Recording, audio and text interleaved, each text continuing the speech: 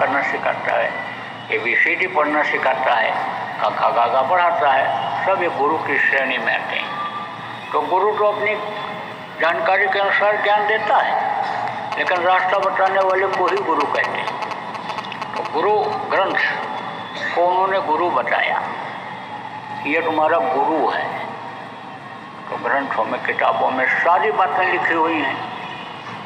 अब यह है कि जब उतनी जानकारी का कोई मिलता है तब तो बता देता है इसका मतलब यह है और इस तरह से तुम करो और चलो, और नहीं जानकारी वाला मिलता है तो उसी का अर्थ बदल देता है। तो लोग अब क्या कहते हैं कि इसको पढ़ते रहोगे तो इसी के पाठ करने से पार हो जाओगे, वाहे गुरु बोलते रहोगे तो तुम पार हो जाओगे। आप देखो वाहे गुरु उन्होंने क्यों कहा? भाण मांस के शरीर में गुरु रहते हैं, माँ के पेट में पैदा बन करके बाहर निकलते हैं, लेकिन मौजूदा गुरु के पास पहुंच करके अपनी आत्मा को जगा लेते हैं और ऊपरी लोकों में जब आत्मा जाती है तो आप ये समझो कि उनमें ताकत आ जाती है। ऐसे सबसे पहले उन्होंने, आप ये समझो यही किया किसने? यानी नानक के गुरु ने। और वहाँ जब ऊपर गई तो एक जैसी हो जाती है, खाना गुरु न चेला, और सब में बोले एक अकेला। जब सतलोक पहुँचती है सारे कपड़े उतर जाते हैं, कारण शरीर, सूक्ष्म शरीर, लिंग शरीर और ये स्थूल शरीर का। और ये जब मानसरोवर में स्नान करती है तो हंस रूप हो जाती है, और हंस ही वहाँ सब हैं। तो वहाँ गुरु का जलवा जब देखा तब कहा वाहे गुरु वाहे गुरु वाहे गुरु वाहे। जैसे बच्चा कोई अच्छा काम करने लगता है, चल फिर नहीं पाता है, खड़ा हो जाता है, तो कहते हैं वाह वाह वाह वाह वाह बेटा, वाह बेटा, वाह बेटा, वाह, कहते ना। ऐसे उन्होंने जब गुरु के जलवा देखा वाहे गुरु वाहे गुरु वाहे गुरु। अब वाहे गुरु जब बोलने लग गए तो उसी वाहे गुरु में उस समय ताकत आ गई। जो भी बोल देते हैं, जो भी कह देते हैं, वो उससे जुड़ जाता है। किससे जुड़ जाता है? उस मालिक से जुड़ जाता है। आपको ये नहीं पता है कि आप किस तार से जुड़े हो, कैसे जुड़े हुए हो यहाँ उस मालिक से। बहुत पतले तार के द्वारा जुड़े हो, और जब जिस नाम में ये शक्ति दे देते हैं आप ये समझो उसको उससे जोड़ देते हैं, और या ये चाहते हैं कि इसमें पावर आ जाए तो वो जुड़ जाता है, तो उसमें वो पावर आ जाता है। आप ये समझो इनके कहा ना कि इनके अधीन रहता है ना। एक था राजा, तो कहाँ गया? आत्मा के पास। आत्मा के पास सब जाते थे पहले के समय में, और जब कोई समस्या आती थी तब तो जाते ही जाते थे, और ऐसे भी जाते थे ज्ञान के लिए, सीख के लिए, उद्धार के लिए। तो राजा गया, महात्मा जी कहीं जा रहे थे सत्संग करने के लिए, और जब ये पहुंचा लोगों ने कहा राजा आ गया, राजा आ गया, राजा आ गया। तो महात्मा को राजा महाराजा से कोई फर्क नहीं रहता है। राजा को लोग क्यों खुश करते हैं? राजा के यहाँ लोग क्यों जाते हैं? राज द्वारे साध जन, तीन बात को जाएं, और क्या माया क्या मीठा, और क्या मान। बढ़िया बढ़िया खाने को मिलता है, मीठा भोजन, और आप ये समझो सम्मान मिलता है और दक्षिणा मिलती है, इसलिए लोग जाते हैं। तो इनको तो उससे मतलब नहीं रहता है जो संत होते हैं। उनको जो पूरे संत होते हैं उनको इससे मतलब नहीं रहता। क्यों? कहा न संत न भूखा तेरे धन का, उनके तो धन है नाम रतन का। जो आपका धन है उस धन को तो बना सकते हैं, पैदा कर सकते हैं। जैसे कोई कहता हमारे पास इतना सोना है तो हम बड़े आदमी हैं, हमारे पास तो 4 कुंटल सोना है, लेकिन जो 10-20 कुंटल लोहा को पत्थर से छुआ करके सोना बना सकता है। जो पारस पत्थर होता है, इसको पारस मल पत्थर कहा गया, जिसके पास वो होता है वो हिरण की कीमत क्या लगाएगा। तो रोज कहा राजा आ गया, राजा आ गया, राजा आ गया। चलो भाई ठीक है, बैठाओ, उठाओ, पानी पत्ता पिलाओ। महाराज जी बिल्कुल तैयारी में ही थे। तो राजा गया तो कहा हमको आप कुछ बता दीजिए, कुछ ज्ञान दे दीजिए। बोले भाई अब तो मैं तैयार हो गया जाने के लिए, अब क्या बता सकता हूँ इतना जल्दी। मिलो करुण बारक मोही, कौन बात समझाऊँ, तो ही कहा ना उन्होंने। तो कहा अब तुमको इतना जल्दी मैं क्या बता दूँ। तो कहा नहीं कुछ बता दीजिए, कुछ बता दीजिए, वापस न लौटाइए। तो उन्होंने सोचा भाई इसको बहुत आसान चीज़ बताई जाए, क्योंकि इतना जल्दी रटाया नहीं जा सकता है, और कहीं भूल गया तो इसका आना बेकार हो जाए। चलते समय कहा कि देखो राजा मैं आऊँगा तुम्हारे यहाँ, तब बता दूँगा। बोले नहीं कुछ बता ही दो। तो कहा अच्छा तो जाओ राम राम जपना। इतना कह करके चले गए। राजा ने कहा बहुत दिनों से जप रहे हैं, पैदा हुए तो माँ बाप भी यही बोले जब भी हुआ राम राम राम राम। जब क्या राम राम तो बहुत जपे कुछ नहीं। तो महात्मा वादा के बहुत पक्के होते हैं। गुरु महाराज शरीर छोड़ करके जब चले गए तो मैं तो बड़ा हताश निराश हो रहा था। तो लोगों ने कहना शुरू किया कि तुम बैठ जाओगे, भजन करने लगोगे तो तुम्हारा काम बन जाएगा, लेकिन लोगों का क्या होगा। जब तुम्हारे लिए कहा करके गए हैं गुरु महाराज कि नए को नामदान देंगे, पुरानों की संभाल करेंगे, तो कैसे संभाल होगी, कैसे लोगों को नामदान मिलेगा। तो निकलो। तो मैं जगह जगह गया। तो दक्षिण भारत में गया था तो एक डॉक्टर साहब गुरु महाराज उनके यहाँ कई दिनों तक रहे थे, और जब चलने लगे थे तो वो रोए थे। बोले बच्चा घबराओ नहीं, मैं फिर आऊँगा। तो उनके यहाँ जब मैं गया तो गुरु के याद में रोने लगे, आंसू बहा उनके। फिर उन्होंने बताया, कहा गुरु महाराज जब चले गए हमको खबर लगी तो मैं बहुत रोया कि अब देखो गुरु का साथ छूट गया, दर्शन कैसे होगा। और इस बात पर हमको चिंता हुई कि महात्मा की बात गलत कैसे हो सकती है। संत वचन पलटे नहीं, पलट जाए ब्रह्मांड, बैठा न जाए देव दुश्मनी, कैसे वाणी ये गलत होगी। कहाँ यही सोचता रहा। रात को जब सोया तो सपना देखा कि गुरु महाराज आए हैं। देख करके मैं चारपाई से उठ गया और गुरु महाराज हमारी चारपाई पर बैठ गए।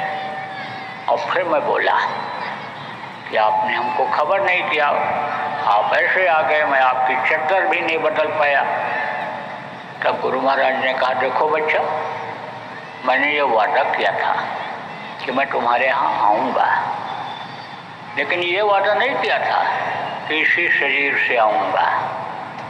तो मैं तो तुम्हारी शंका को मिटाने के लिए आ गया कि अब तुमको शंका नहीं रहनी चाहिए, मैं आ गया। तो कैसे भी हो, जैसे मैंने कहा कि जिस जीव को पकड़ते हैं चाहे 4 जन्म लगे पार ही करते हैं, ऐसे वादे के पक्के होते हैं। तो महात्मा जी राजा के यहाँ लौट करके गए।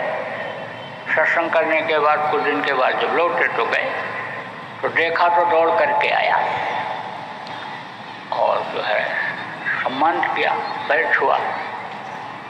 फिर कहा महाराज चलो बैठो। तो कहा कि नहीं, मैं तो तुमको वादा किया था, बताने आया हूँ। मैंने बताने के लिए कहा था तो बताने आया हूँ। आपको राजा खड़ा और कहा क्या बताएंगे, क्या है। तो कुछ चीज़ें ऐसी होती हैं जो कही जाती हैं, कुछ ऐसे इशारे से कि हाँ बताइए या क्या बताना है, कुछ ऐसे किया राजा ने। तो वहीं पर सिपाही खड़ा हुआ था। महात्मा जी ने कहा ऐ सिपाही हथकड़ी ले आ और राजा के हाथ में लगा दे। अब सिपाही राजा को देख रहा है, महात्मा को देख रहा है। फिर कहा अरे तू खड़ा है, अब भी नहीं लाया, दौड़ के जा लेकर के आ, हथकड़ी लगा दे इनके हाथ में। फिर सिपाही खड़ा, 2-3 बार कहा, उसने ध्यान ही नहीं दिया। राजा ने सोचा कहीं षड्यंत्र न हो, हमको हथकड़ी लगा के जेल में डाल दें, खुद गद्दी पर बैठे हैं। राजा ने कहा अरे सिपाही तू खड़ा देख रहा है, दौड़ के जा हथकड़ी ले आओ, महात्मा को लगा दे। दौड़ करके गया, ले आया, हथकड़ी लगा दिया महात्मा। अब महात्मा जी लगे हंसने। राजा ने कहा क्यों हंस रहे? हथकड़ी लग गई तो जेल जाने की नौबत आ गई। अरे हंस कर रहे? कहा महाराज आपका हंसना हमारे समझ में नहीं आया। बोले यही तो तुमको वो पता ना था मुझे कि वही बात मैंने कही, सिपाही नहीं गया, वही बात आपने कहा, सिपाही हथकड़ी ले आया, लगा दिया। तो मेरी बात में ताकत नहीं थी, आपकी ज़बान में, आपकी बातों में ताकत थी, पावर था, इसलिए बोले और लगा दिया। तो पावर भरा जाता है, नाम में पावर भरा जाता है, और जब पावर आ जाता है वही नाम फलदायी होता है, लोगों के लिए फायदेमंद होता है। तो हमारे गुरु महाराज ने दोनों नाम दिया लोगों। कौन नाम? एक वर्णात्मक नाम होता है, एक ध्वन्यात्मक नाम होता है।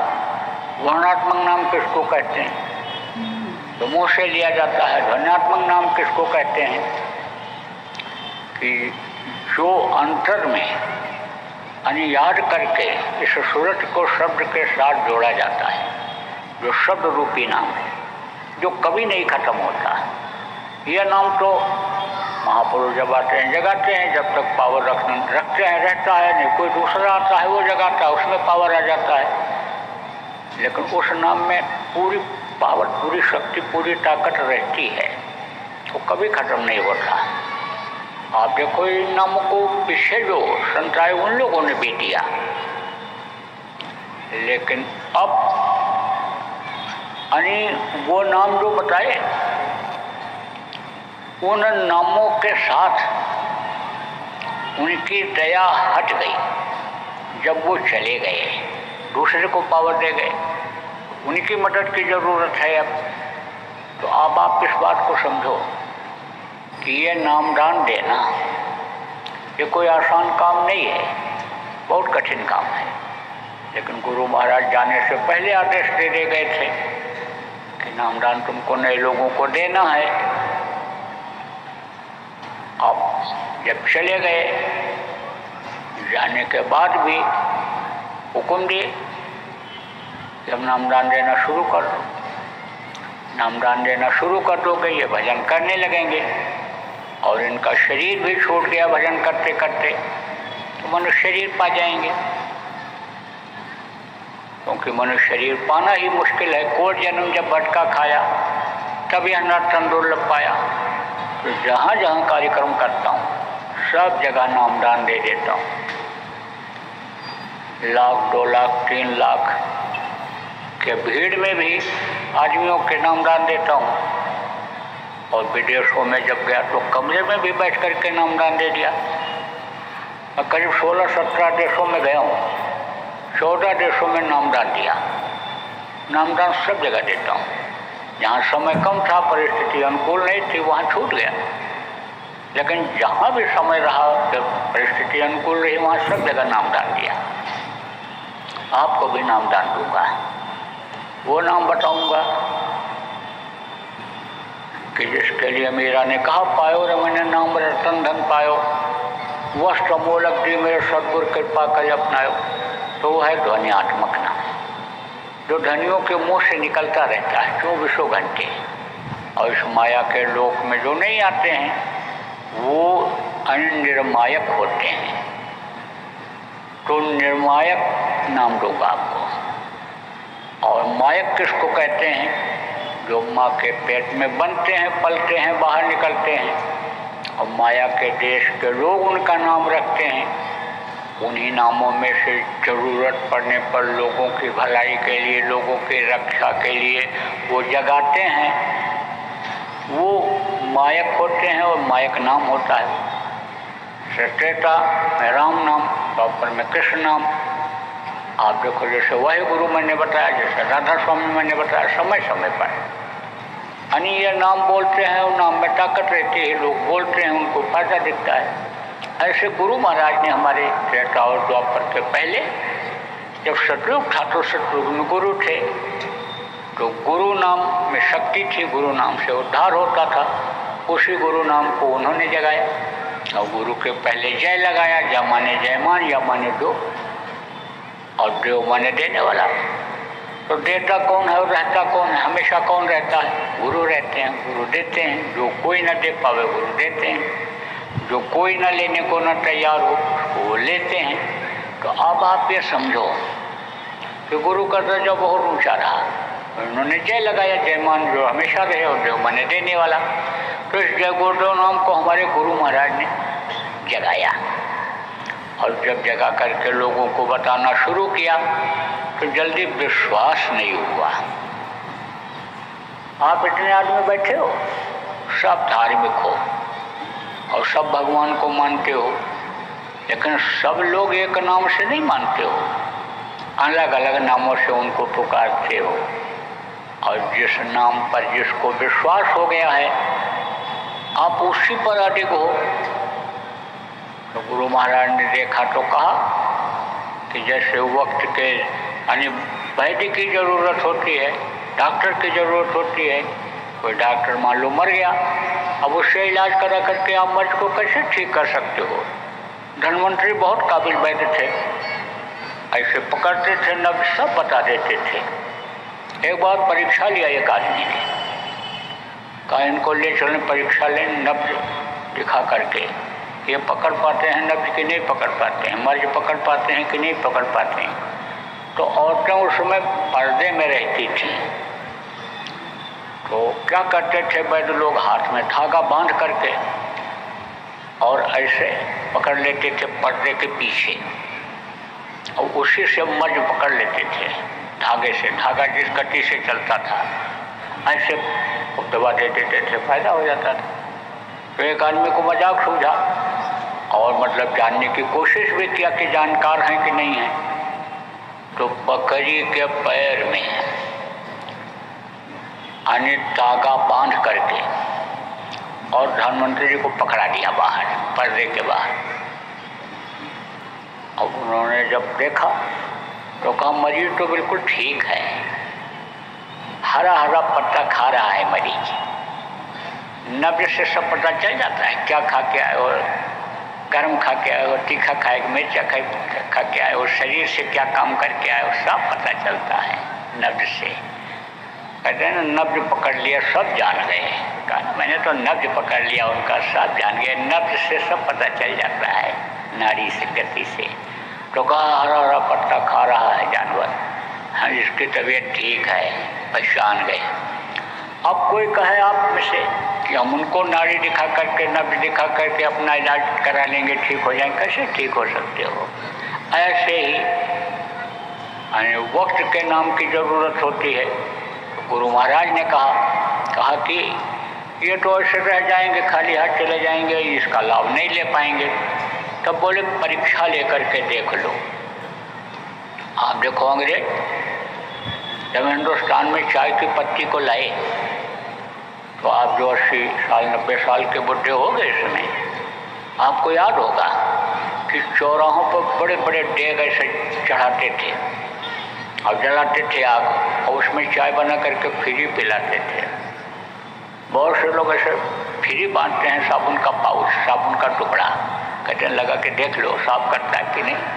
अब जब आदमी परीक्षा ले लेता है तो वही खरीदता है। ऐसे गुरु महाराज ने कहा परीक्षा ले लो, इम्तहान ले लो जय गुरुदेव नाम का, यह भगवान परमात्मा का नाम है। परीक्षा लेना लोगों ने शुरू किया। नदी में नहाने के लिए गए, डूबने लग गए, जय गुरुदेव बोले। तेज हवा के साथ पानी की हिलोर आई, ले जा करके किनारे लगा दिया। मरते समय बड़ी पीड़ा पड़ा था। जय गुरुदेव नाम जब बोले, मरने वाले के कान में चिल्लाना रोना बंद, आँख खोल करके बोला। जल्लाद सब हट गए, जो मार कूट रहे थे हट गए, आराम से जा रहा हूँ। खूब परीक्षा लिया लोगों ने।